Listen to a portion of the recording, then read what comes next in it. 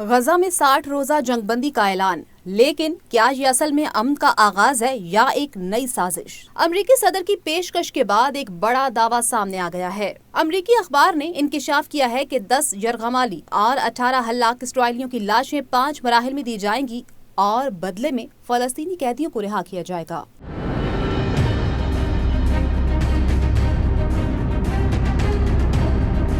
ادھر حماس نے تصدیق کی ہے کہ وہ امریکی صدر کی طرف سے پیش کردہ جنگ بندی تجاویز کا جائزہ لے رہی ہے، مگر شرط رکھتی جب تک اسرائیل غزہ سے انخلا نہیں کرے گا کوئی معاہدہ ممکن نہیں۔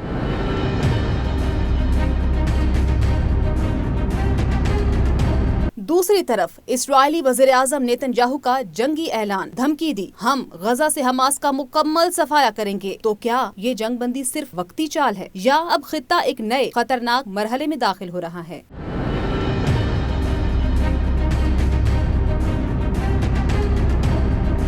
امریکی صدر کے غزہ میں 60 روزہ جنگ بندی کے دعوے کے بعد یرغمالی اور اسرائیلیوں کی لاشیں دینے کے حوالے سے امریکی اخبار کا بیان سامنے آیا ہے۔ امریکی اخبار نے دعویٰ کیا ہے کہ 10 یرغمالی اور 18 ہلاک اسرائیلیوں کی لاشیں 5 مرحلوں میں دی جائیں گی۔ لاشیں اور یرغمالی رہا کرنے پر فلسطینی قیدی رہا کیے جائیں گے، جبکہ اسرائیلی اخبار نے دعویٰ کیا ہے کہ حماس اسرائیلی یرغمالیوں کی رہائی کی تقریب منعقد کرنے سے گریز کرے گی۔ دوسری طرف فلسطینی مزاحمتی تنظیم حماس نے کہا ہے کہ وہ غزہ کے لیے امریکی صدر ڈونلڈ ٹرمپ کی جانب سے پیش کردہ جنگ بندی تجاویز کا جائزہ لے رہی ہے۔ تاہم حماس کا کہنا ہے کہ اسرائیل کو اس معاہدے کے تحت غزہ سے انخلا کرنا ہوگا۔ دوسری جانب اسرائیلی وزیراعظم نیتن یاہو نے اعلان کیا ہے کہ حماس کو غزہ سے مکمل طور پر ختم کیا جائے گا۔ حماس نے اپنے بیان میں کہا ہے کہ اسے مصر اور قطر کے ثالثوں کے ذریعے نئی جنگ بندی تجاویز موصول ہوئی ہیں اور تنظیم ان کا بغور جائزہ لے رہی ہے۔ حماس کا کہنا ہے کہ وہ ایک ایسے معاہدے تک پہنچنا چاہتی ہے جو جنگ کا مکمل خاتمہ اور اسرائیل کے غزہ سے انخلا کی ضمانت دے۔ تاہم نیتن یاہو نے آج ایک اجلاس سے خطاب کرتے ہوئے کہا کہ یہاں حماس نہیں رہے گی، حماستان جیسا کچھ نہیں ہوگا، ہم پیچھے نہیں جائیں گے، یہ سب ختم ہو چکا ہے۔